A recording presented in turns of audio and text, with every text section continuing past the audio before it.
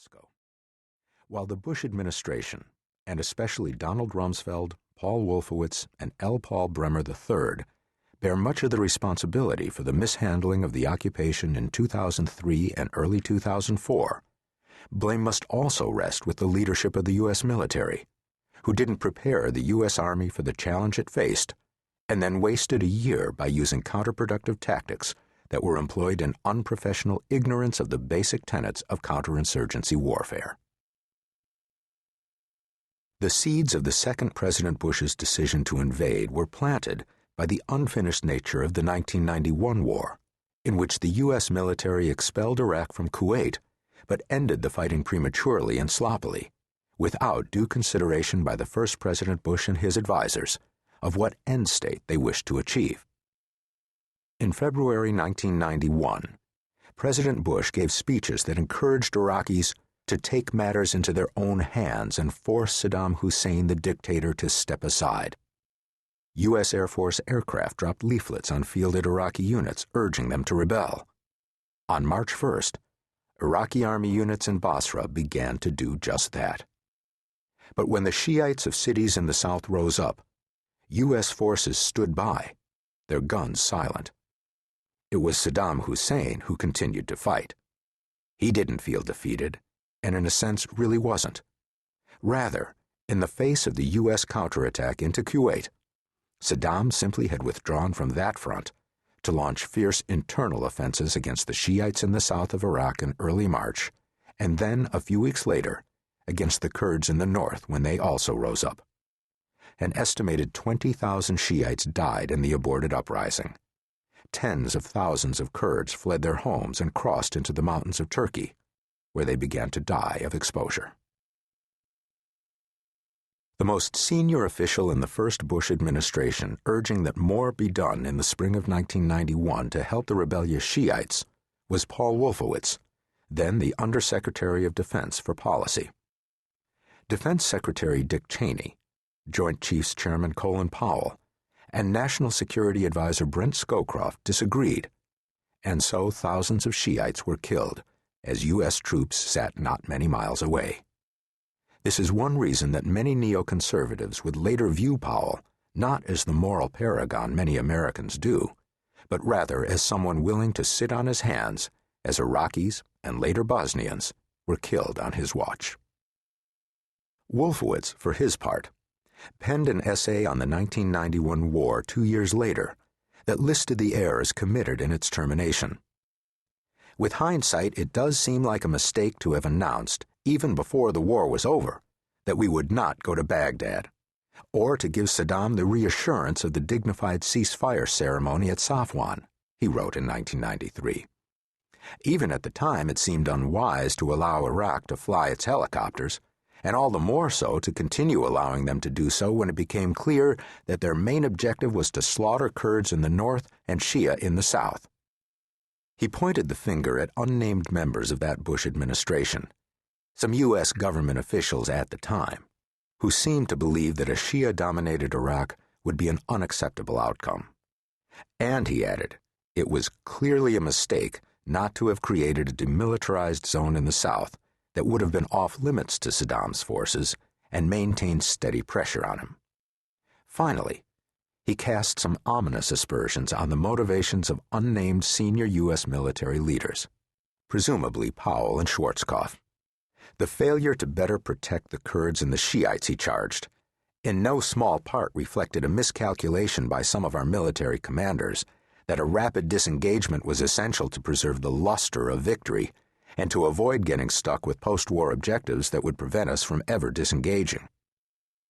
Wolfowitz seemed at this point to be determined that if he ever again got the chance to deal with Iraq policy, he would not defer to such military judgments about the perceived need to avoid getting stuck in Iraq.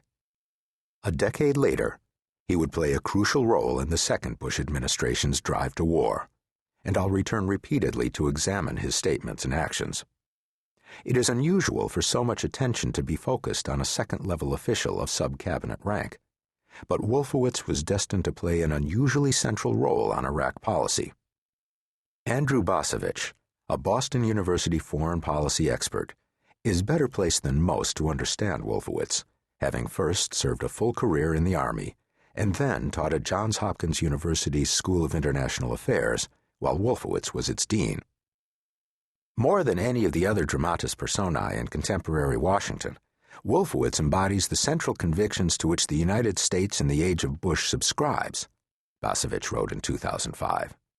He singled out, in particular, an extraordinary certainty in the righteousness of American actions married to an extraordinary confidence in the efficacy of American arms.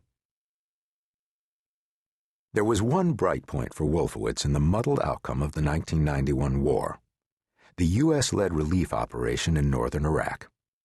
As it celebrated its swift triumph, the Bush administration grew increasingly embarrassed at seeing Saddam Hussein's relentless assault on the Kurds drive hordes of refugees into the snowy mountains along the Turkish-Iraqi border.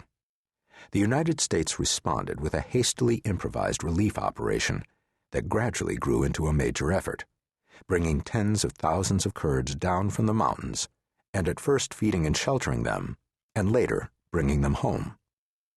Largely conducted out of public view, Operation Provide Comfort was historically significant in several ways. It was the U.S. military's first major humanitarian relief operation after the Cold War, and it brought home the point that with the Soviet rivalry gone, it would be far easier to use U.S. forces overseas, even in sensitive areas on or near former Eastern Bloc territory. It involved moving some Marine Corps forces hundreds of miles inland in the Mideast, far from their traditional coastal areas of operation, a precursor of the way the Marines would be used in Afghanistan a decade later. It employed unmanned aerial vehicles to gather intelligence. In another wave of the future for the U.S. military establishment, it was extremely joint, that is, involving the Army, Marine Corps, Air Force, Navy, Special Operations troops, and Allied forces.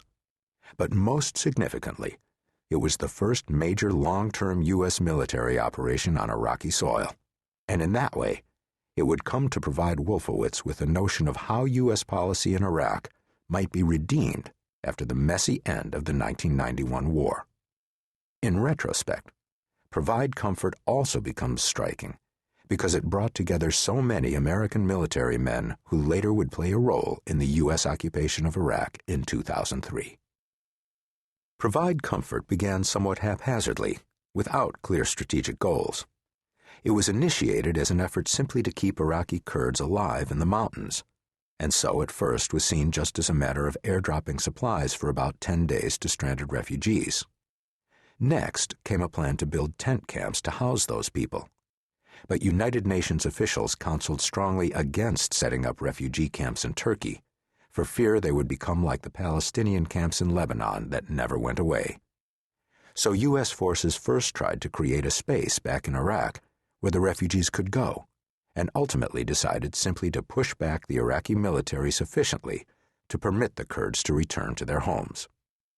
And we carved out that area in the north, recalled Anthony Zinni, then a Marine Brigadier General who was Chief of Staff of Provide Comfort. Once that last step had been taken, he said, it became clear that we were saddling ourselves with an open-ended commitment to protect them in that environment. Wolfowitz flew out to northern Iraq to see the operation. We were pushing the Iraqis real hard, then Army Lieutenant General J. Garner, the commander of the operation, would recall.